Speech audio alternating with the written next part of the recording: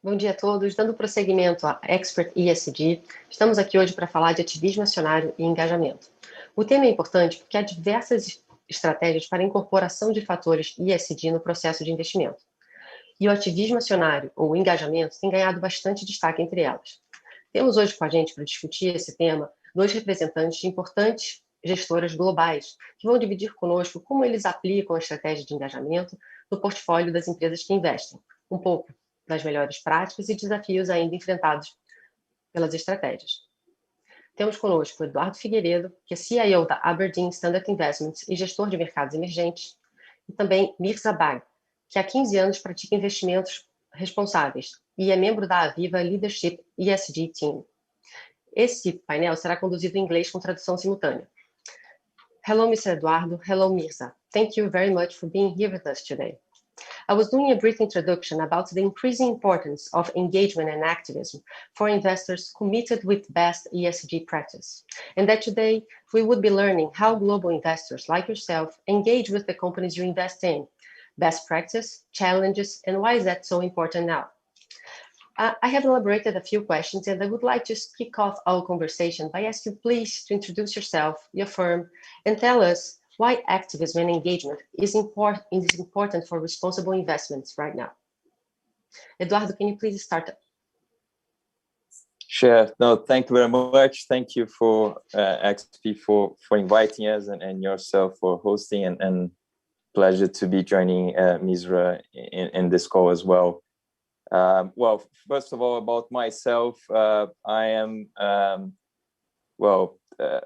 am the head of the Brazilian office for Aberdeen Standard Investments. I am a fund manager with responsibilities for Latin American strategies with full ESG integration, and I'm also part of the broader emerging market investment team in Aberdeen, where we oversight and manage strategy across the emerging market. Aberdeen, very briefly, as you probably know, it's a asset manager, a UK based with Scottish origins asset manager with $560 billion of AUM across asset classes, but a lot of that is a big part of its origin, and I would say DNA was indeed in investing in equities and emerging markets. So that is, I think, what probably drove a lot of the awareness and the importance of integrating ESG from inception, from the early days in our investment process. We feel, I mean, it's a great pleasure to be here, and I had the opportunity to join a few of the panels from last week and very productive meetings. And I think, you know, really the conversations in a way converge, right? That the topics around ESG are somewhat very sort of relatively easily identifiable. The concerns are there.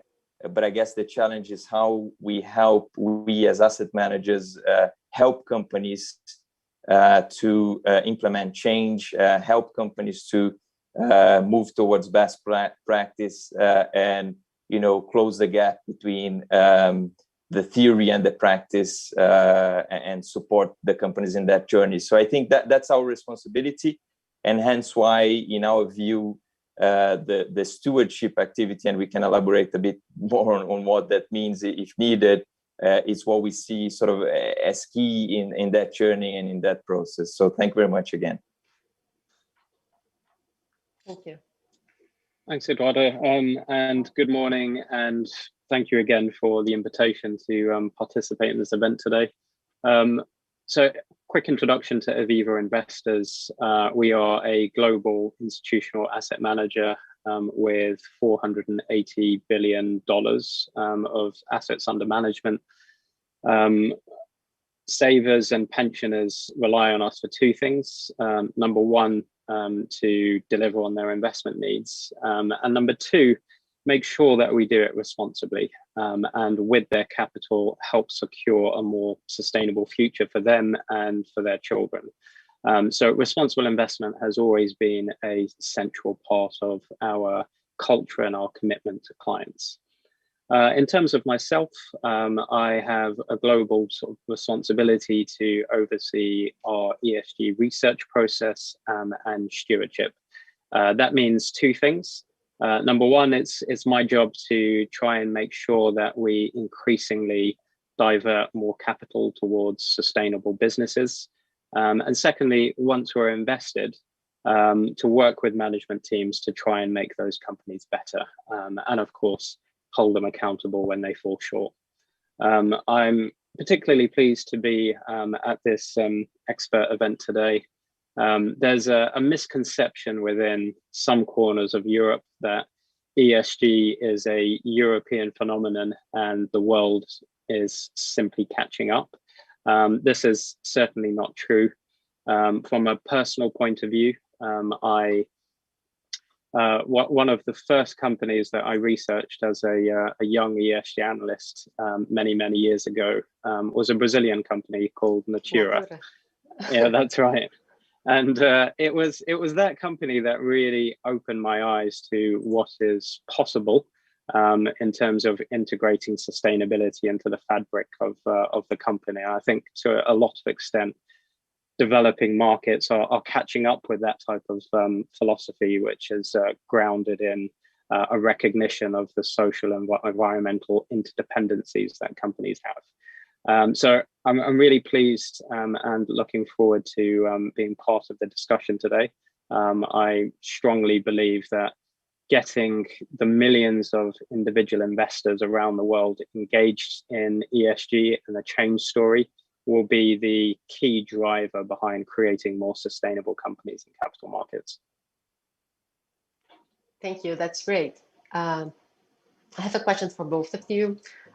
Engagement and stewardship look like a better way to use fund managers' capital to promote ESG practice in the industry. We understand that some active investors like yourself might already ask companies for commitment and timeline on relevant issues and accountability, like you just mentioned, Misa. But how investors without the scale and the importance of a large global institution like yours can do this as well? Can you start, Misa, and then we go to Mr. Eduardo? Sure. So look, I mean, we recognize that as international investors, we're in a privileged position. We've got significant resources, and importantly, we've got direct access to management. But that doesn't mean that smaller investors around the world don't have an influence or don't have a role to play in the change agenda. I mean, we live in an increasingly interconnected world, and social media to some extent has democratized capitalism and given every individual the power to amplify their voice to start a global movement or campaign. And I think the key to unlocking power and influence of individual investors or smaller investors is collaboration. Small and large investors collaborating, civil society groups collaborating, and even government agencies collaborating. I'll give one small example of how this worked in practice. So a couple of years ago, there was an Asian mining company, very large and controlled by the founder. So even large investors had limited influence. The company wanted to expand its site into land which was considered sacred by the local population. So what ensued was the local tribespeople contacted a regional NGO. The regional NGO in turn contacted international human rights groups. And those groups then engaged the international investment community. So you had this interesting collaboration between a religious, ethnic, indigenous tribe in a small town in Asia, working with the power and support of global institutional investors with billions and trillions of assets under management. We worked together, we put pressure on the company, we put pressure on the government and the legal system, and successfully blocked the mine expansion, and a few years on, that is still hasn't gone ahead. And there are many examples that we can point to, but the reality is that the main obstacle to us pushing for change is our own apathy, rather than tools and opportunity for us to make a difference. Thank you. Eduardo, can we hear your thoughts on how small investors can? Absolutely. No, I think, well, I would second or agree with everything that Misra is saying. The collaboration aspect is certainly key, and on that, I think we have, I think smaller investors do have the mechanisms in place today to make sure their voice is heard, right? I think the basic and perhaps the starting point of that would be the one-on-one conversations with management team, right? Whenever an investor, regardless of the shareholding that he has in a company, if he sits in front of a CFO or a CEO of a company, or even the IR team for that matter, and express his concerns around a topic, I am pretty sure that a well-intended, and sort of diligent executive would take those on board, right? If they are not simply superficial comments. So making sure that those concerns come across in the company meetings, in your interactions with management, I think this is key for us. I mean, it is quite, I would say that the most sort of the success cases we had were certainly not cases of that simply relied on a voting power in the end of the day, were cases where we dedicated a lot of time, patience, and even sort of built confidence with management team to be able to explain our position, to argue our case, and to really convince in the end of the day that the change was in the benefit of the entire company. And I think all investors have that ability, regardless of the ownership. And so that's I think one of the key elements and starting point of that stewardship work. And the final comment is that, other than the social media that Misra rightly so pointed us to, we also have, for example, the investors associations in some countries, where even if you are a smaller shareholder, you can join those discussions and adhere to. So making sure you get a bit out of the spreadsheet or the screens, and really get in front of management and is open to collaborate with others. I think that's the key to close that gap between the being a big institution and a smaller shareholder. Great. I think we can move on some real practice example. Mirza, we understand that Aviva has a long history of actively empowering corporates towards better ESG practice. Could you share with us specific ways in which investors can drive better ESG engagement? If you could also give us some real life examples from your experience, that would be great.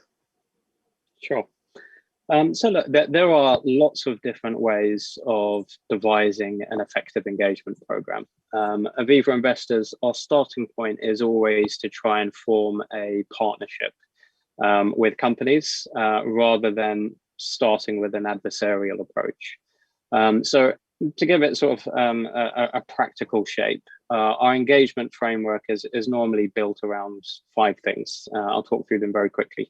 Number 1, making sure that we have high quality research, so we know what best practice is, and have a clear understanding of the company's baseline position. Number 2, aligning interests of the company around the change agenda. So communicating why adopting more sustainable practices is in the best interest of both management, the company, investors, and broader society. So they don't see it as a zero-sum game. Number 3, working with management to actually develop a clear roadmap for change. So policies and targets which can be measured. Number 4, actually monitoring performance. So holding management accountable on what they deliver. And then the 5th point is always maintaining the option of escalation. So if the carrot doesn't work and friendly dialogue doesn't work, what other recourse do we have, whether it's through our voting rights or ultimately selling out from the company? Just to give one very brief example of where it's worked, one of the big oil and gas majors was seen as somewhat of a climate laggard a couple of years ago. Aviva investors, alongside a couple of other investors, filed a shareholder resolution calling them to radically overhaul their climate strategy. That was in 2018. It was approved by 99% of shareholders, so a very clear mandate from the investor base to act. We then had lots of conversations with management, and then in 2020, the company announced a complete overhaul of its strategy, talking about fundamentally pivoting away from oil and gas towards renewables, and committing to becoming a net zero business by 2050. It certainly wasn't all Aviva investors. It was working with other investors, but that really sort of gave us a sense of the importance of that collaborative journey and partnership that investors should try and pursue with management to really get the most impactful outcomes. Oh, that's really interesting. Eduardo, can you share with us a little bit your experience? Sure. Yeah, I think in terms of the sort of the framework and how we approach, you know, it is very similar in a way for us. I mean, it really starts from the central or the pillar for our engagement strategy and ESG work is really the bottom-up analysis done by the analysts and the fund managers, because that is really, I think, the starting point for understanding the baseline, as Misra put it, where the company is, the environment, the country the company operates, and the reality behind that. And that is, it is very important because it not only gives you a proper understanding of the risks and opportunities related to ESG, but also brings any any theory or any experience from abroad into a local context and how you can help management to implement those changes. So we have had quite a few experiences around that journey where, you know, experiences from abroad we import or leads us to start a dialogue in more detail in a specific matter or in a company in another country. So to take an example, in Latin America, this is not a single company, but it's a theme actually. We had an issue, for example, in investing with a fashion apparel retailer in the UK, where the company was involved in supply chain management and labor practice issues.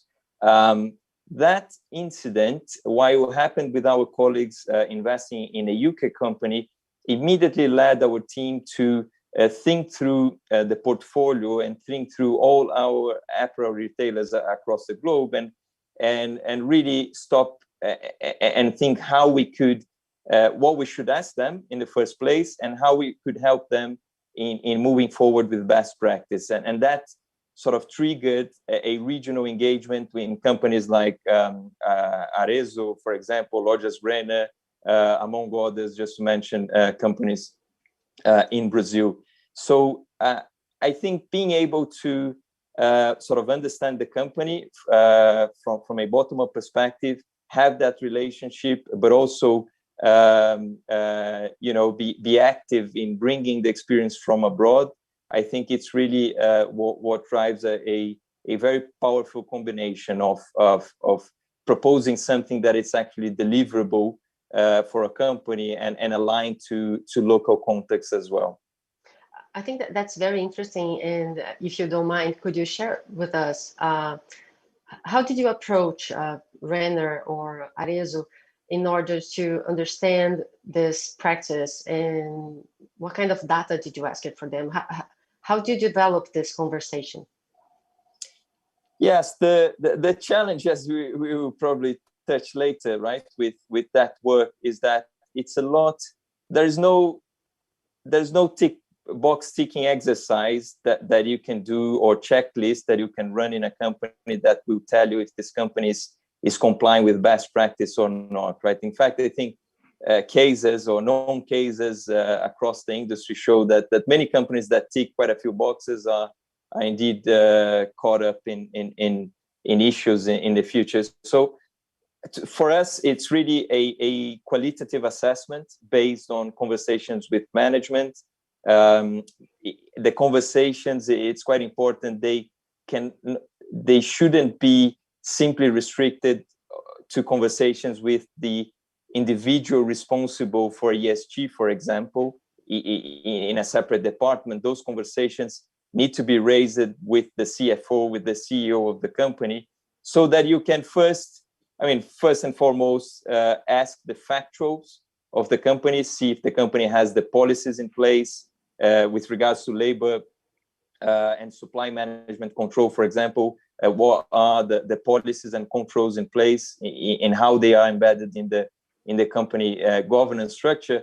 But more importantly is an assessment of the culture of the company, because ultimately culture of the company is what will drive practice and cascade down into behavior across the organization. So this is not an easy task. There's no black and white response, but for us, it's really a matter of getting comfort with the response we are hearing, making sure that there are deliverables in terms of policies and controls if they are not in place, and tracking those developments over time. So this is how we are able to implement, but to try and promote change, but more importantly, to keep track of those initiatives as well. That's great. I have one question that I think it's for both of you, and it's important for all the shareholders that want to incorporate ESG practice within the investment decision. It's how to do it. How do you incorporate ESG factors in your investment decision at Aviva and in Aberdeen? Okay, I will go very quickly. So the first point is having the data and the analysis. So we worked with a team of data scientists to try and identify what are the most important data points that are relevant for each sector, and then developed an ESG scoring methodology. And that was really to counter concerns that sometimes we can be drowned in ESG data and we don't know what's important for which company and which market. So that was the first point. We've got a universe of 20,000 companies globally with each with their own quantitative score. I think what comes after that is a dedicated team of ESG sector analysts, thematic analysts, so looking at climate change and biodiversity, and ESG macro analysts. So when we come to look at Brazil, we would be able to understand the companies, we would be able to understand biodiversity best practice, but we'd also have a view on the political dynamics and the regulation. And holistically, that allows us to form a view on what the challenges are, what best practices, and what is achievable for individual companies. The next aspect of it is making sure that all of that information actually flows through to the investment decision makers. There's no point having the research and it sitting somewhere else. So it needs to be part of that fundamental process. And then the third and final area, which is probably the most important, which is the challenge. So we now have a process where every portfolio position is reviewed. And if we have ESG concerns, there is a process where the individual portfolio manager will need to defend why they hold a particular stock, whether or why they don't hold a particular stock, which we believe to be an ESG winner. And we found that that's probably the most impactful way of our portfolios genuinely embedding and reflecting ESG views. That's great. Yeah, I would say our approach sort of probably started slightly different in the sense that you know, the initial journey. I think we have sort of our central. It started with the governance team since 1992, and then over time it evolved to a broader sort of responsible investment team. And in total today we have around 50 ESG specialists, 20 in a central team, producing thematic research and producing broader macro analysis on big ESG topics, and also 30 ESG specialists sitting on desks across the different asset classes, feeding through, making sure that information feeds through to the actual analysts and portfolio managers. That said, the starting point for us is really the bottom-up analysis and the day-to-day of any investment analyst, research analyst in equities, or a credit analyst in the fixed income universe, doing that work and having ESG as a key component of the research work that is produced, right? So in practice, we are responsible. Every analyst is responsible for rating his companies on a qualitative assessment on a scale of 1 to 5. Every analyst has the responsibility of reviewing that company against its peers and against the rating agencies for the method, as we use some of them as support tools, and also and finally the portfolio managers themselves. When you put all the positions into a fund, you have a responsibility of keeping track of the laggards in our rating, both in our own rating, but also in external ratings, making sure that engagement work is done, and making sure that that you are seeing progress and improvement in your current holdings. So in the end of the day, having that work being centered, and a lot of that then, let's say, on the fund manager level or analyst level, for us is very important, because in the end of the day, that individual is the one who is making a decision around selling a company or buying more of a company, and we take the view that position is in a very strong sort of position to influence the company to do and to promote change. So this is how we approach the final element. I think that was added more recently, to be very honest, and we can really sort of say this very transparently, that this is a journey, right? Whatever I say here, that's certainly not the best practice yet. I mean, we are all evolving, and practices are being refined, and we are learning as we go as well, despite doing this for a long time.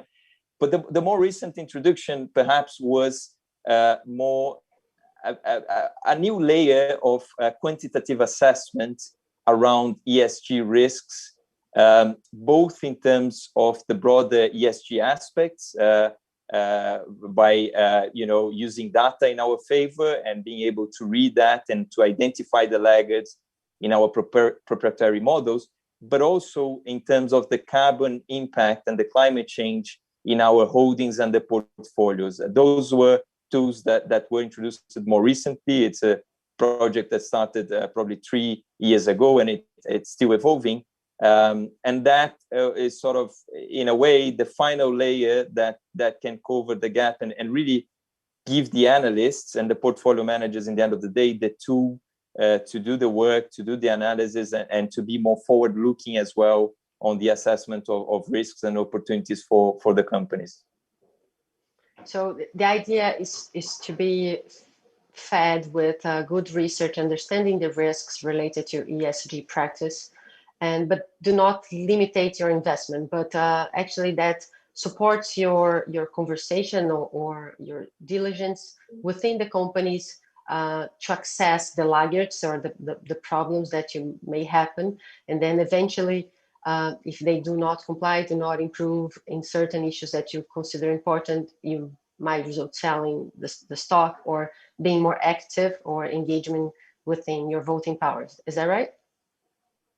That's it. That's it. And a final comment, just to add on this, I think a lot is discussed about the role of the external tools or the rating agencies and so on, right? I think we need to, let's say, as any tool, it's a tool, right? It's not a full solution. Investors need to use that aware of the shortcomings and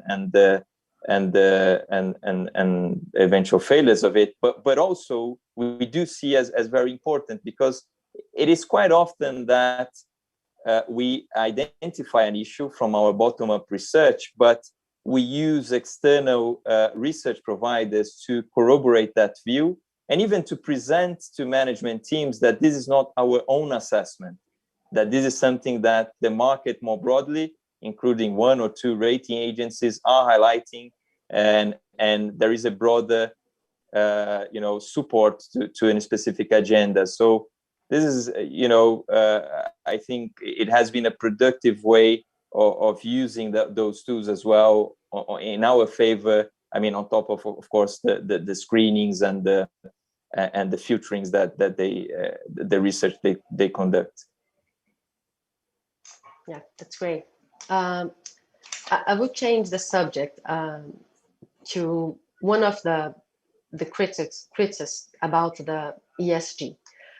Subjective judgment gives rise to another problem that ESG often lacks of transparency.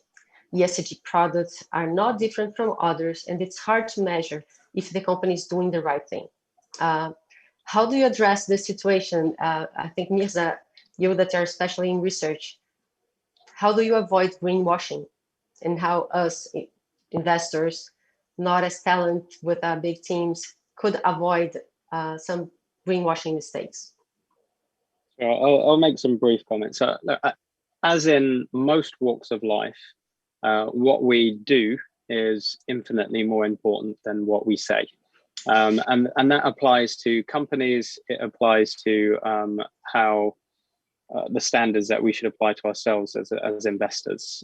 So when we're looking at companies, our starting point is naturally trying to get a sense as to their vision, their ambition, and their intentions. However, the next stage is arguably more important, which is how you translate those commitments into behaviors that we would expect. And then the trick is identifying indicators which we can monitor as an evaluation tool for assessing those behaviors over time. So as an example, climate change is the big topic, and a lot of companies are setting 2040, 2050 targets in full knowledge that they would have been retired and sitting on a beach by the time anyone comes to ask them in 20 years' time, what did you actually do?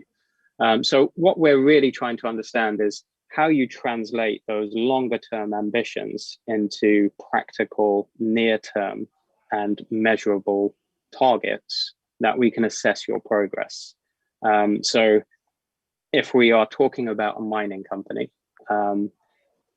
if they are committed to low carbon minerals and metals that are important for electric batteries, but then if we look at their CapEx budget today, it's all still geared towards thermal coal, then we know we've got a problem. And that's really where the disconnect is between ambition and near-term indicators that really give you a sense as to behaviors and what's happening on the ground.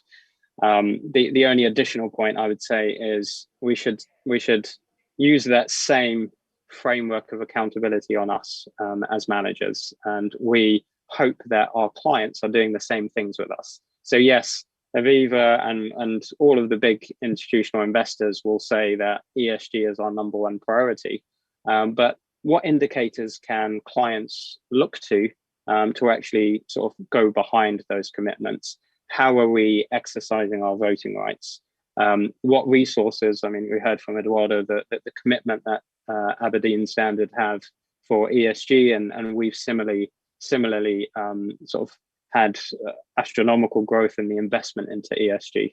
What does it mean in terms of the drivers behind buy and sell decisions on stocks and how portfolios are constructed? That's really where the rubber hits the road. And that's how you can differentiate between those that are genuinely committed to sustainability versus those that are more concerned with the branding and image side of things. Yeah, if I can add to that, I think it's not an easy task, say, both in identifying a company, and I would also say, in the end of the day, sort of assessing ourselves, right, as fund managers in who is doing it and who is walking the talk and who is not. But there are a few elements that perhaps are common in that and could help us to think through or at least avoid the big traps, right? And I think our experience in analyzing companies first, right, before analyzing a fund manager, is really that there are quite a few. It's quite often that we find a company that it's actually doing quite well in certain areas, but there is simply an issue around transparency or reporting, right, or awareness even of that importance. So that is, say, a relatively easy fix in the sense that it is a matter of convincing management that it is important, and hopefully you find openness to that dialogue once they see the benefits of it. Now, there are other instances where we face the opposite problem, where the disclosure is there.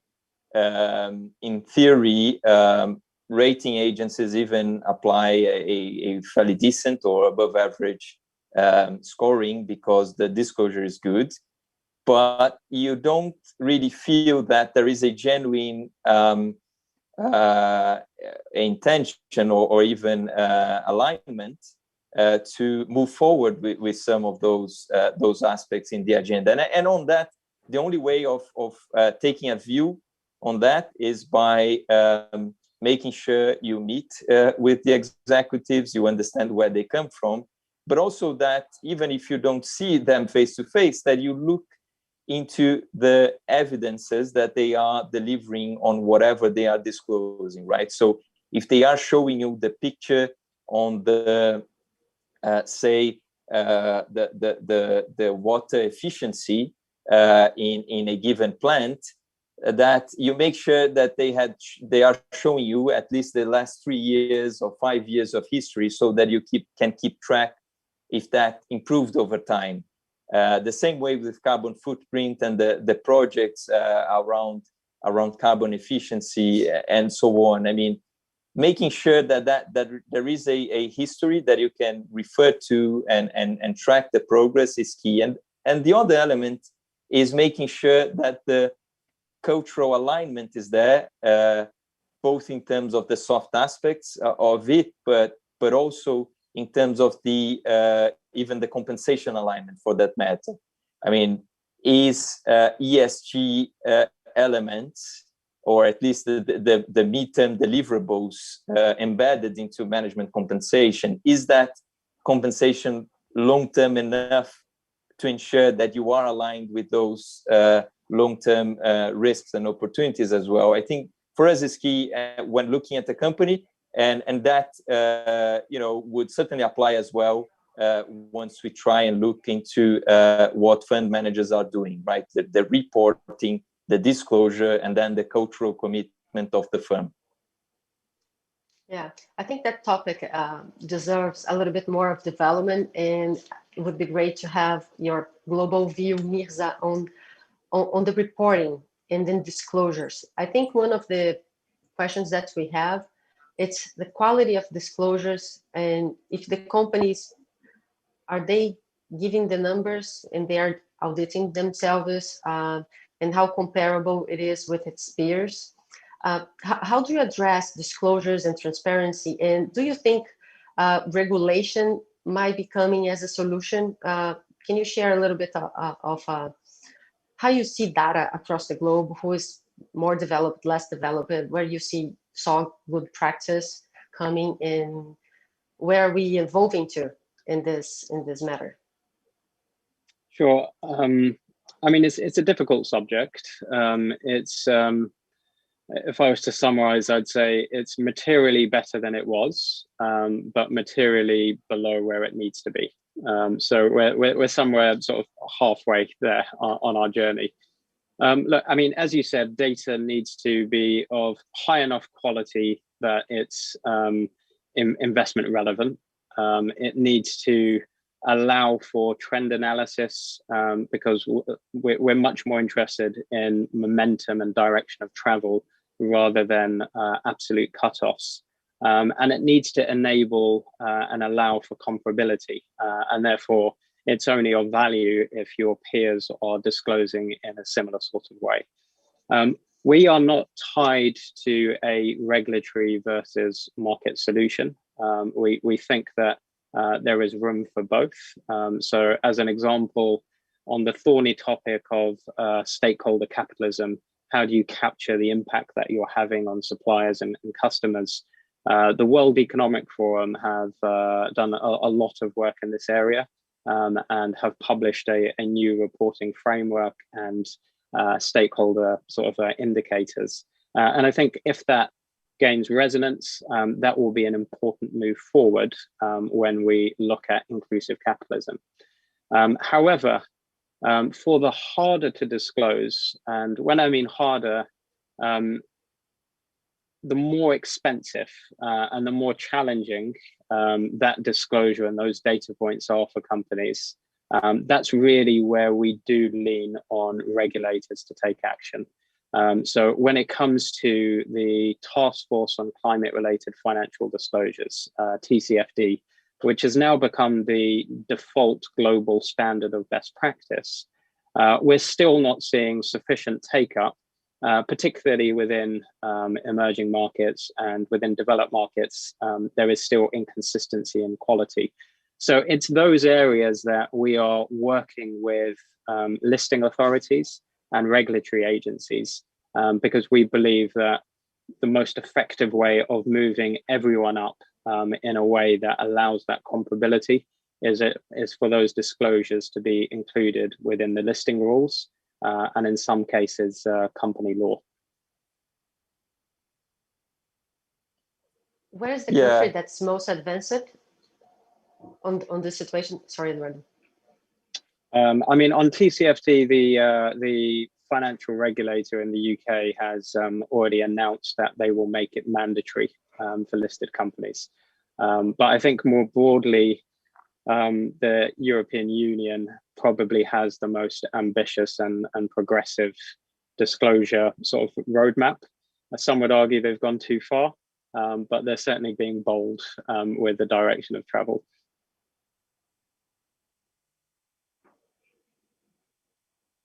Please, Eduardo. Yeah, I was just going to add that across sort of emerging markets, we see, that it's still pretty much work in progress in terms of course, reaching what the level that developed markets are in terms of disclosure and transparency to start with. But and we tend to see, I mean, we support all those measures in terms of the sort of the TCFD, the Carbon Disclosure Project, and so on, and those those could be the driver for, or really help to bring a better level playing field between companies, right? And comparability. That's the I would fully agree with Misra. But while there is a challenge on that, and that's certainly a challenge for doing the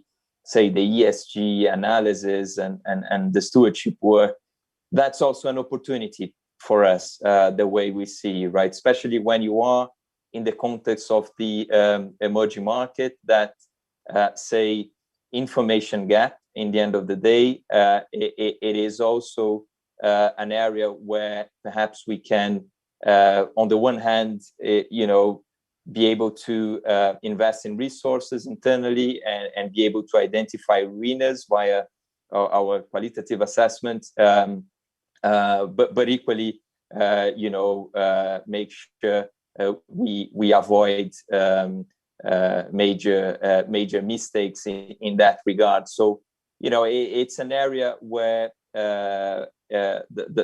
let's say the market is certainly not as efficient, right, as it is. It's not incorporating that information as well, and that by definition opens up some opportunities for active investors as well. So it is a challenge. We would like that. Our work and certainly the work of encouraging companies to move will be much easier if the disclosure was there. But equally, there is an opportunity here for investors to navigate in that environment. I see, like ESG research really adding value to shareholder returns for investors who are above average on this materiality. Yeah, okay, that's great. I understand, and I fully agree with you. But within the disclosures that we have, or in your interactions with the companies that we invest, how can we avoid mistakes? What are the data points, or what do you look into it? Well, should I go first? Look, there is. I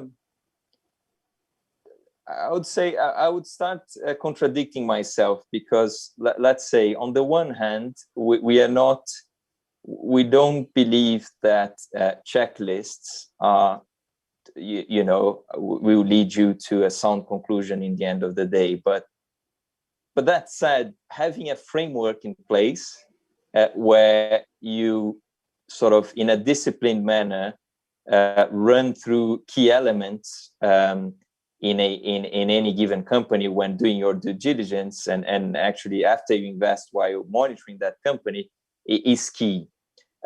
So the way we do, and the way we try to avoid a lot of the, say, pitfalls or traps in some cases, is by having that framework in place, making sure it is embedded in the research work that the analyst does. Make sure that this is not only one analyst reviewing that there is a peer review process where views from our central ESG team or views from different members of the team are there, and we cross-check those views. And then you go through, and on that you go through the key elements. It starts from an assessment on governance, on the culture and on the quality of management team. Then you move towards the position of the company with regards to social aspects and environmental risks and opportunities as well. So it has to go through a qualitative assessment in the end of the day, and run through those key variables. And the thing for us that as investors that has helped us over the years is really also learning from our mistakes and making sure whenever we do a mistake, we go back to that framework and strengthen that up a little bit to cover that gap, right? So again, I it's not a matter of in our view of having a simple sort of black and white tool, or black and white sort of answer, or indeed a specific tool that will save you, but having the discipline, having a framework, and also relying, if you can, on external providers to cover eventually a resource gap internally, that's probably a good place to start. Thank you. I don't have too much more to add, other than just saying ESG investing is not risk-free investing. It's a matter of completing and enhancing the investment process. So in the same way that when we're analyzing financial data, there is still that asymmetry of information between management and investors, exactly the same with ESG. So it's a matter of having as much confidence as you can and having as much external third-party verification as you can to support your investment thesis. I think we are coming to almost the end of our great panel, and I would like to finish up. If you could share your view, is about the Brazilian companies. Are they prepared for ESG activism and engagement by the shareholders?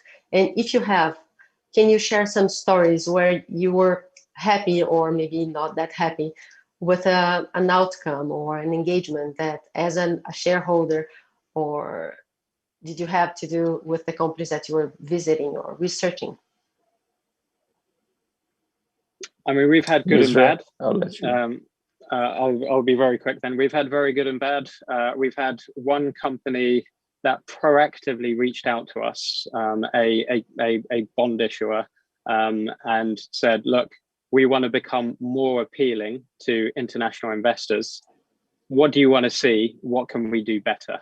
And that's always a great starting point of engagement. There are other companies where we engage with, and they believed what we were asking of them was a systemic problem within Brazil within their supply chain. And we ended up divesting from that company. That's because we felt the risk didn't sort of outweigh the potential return. So Brazil is no different to any other market. But I think on the whole, we are seeing positive momentum. Robert? Yeah, so I would just add that I think the openness, and I should start with a big disclaimer that our investment universe or our universe of companies we get exposure to is already filtered down in a way by our process to companies where we feel, that go through all our screening and research process. So those are, in theory, above average quality companies in our view. But even within that sample, I would say there are the one common observation is that if we compare to some of the other emerging markets, certainly sort of the openness to discuss some of the ESG topics is increasing. It's not equal to every company, but we see that the awareness is there. Aspects related to be it diversity or climate change and so on are starting to become more present in the in management agenda, and this is quite important. And I think we also see in Brazil sort of more and more sort of growing a mindset of stewardship. You had some initiatives like the stewardship code launched by AMEC in 2016, but more broadly in terms of the rise in more asset managers coming to the market and so on. I think that is promoting an environment where activism is increasing, and therefore there's no way around, right? Companies will have to listen, otherwise things in the end of the day get put to a vote, be it in the EGM or be it in terms of the market and the valuations that those companies are priced in. So work in progress, but the awareness and the openness, I think we can say that this is there. Okay. I would like to thank you very much for the great conversation. I think we learned a lot from how big institutions, global investors like yourselves, that are much more experienced in ESG practice, do some quality research and do have probably a better edge and can see this ESG research adding value to returns and shareholders by understanding better the risks with a good pipeline of quality research, showing alignment of interest and a fantastic roadmap for all of us to have our portfolio within better practice, ESG, and better returns. I think it was a great lesson. Thank you very much for sharing your experience. In the name of XP and Expert XP, I would like to thank you. Thank you. Thank you very much.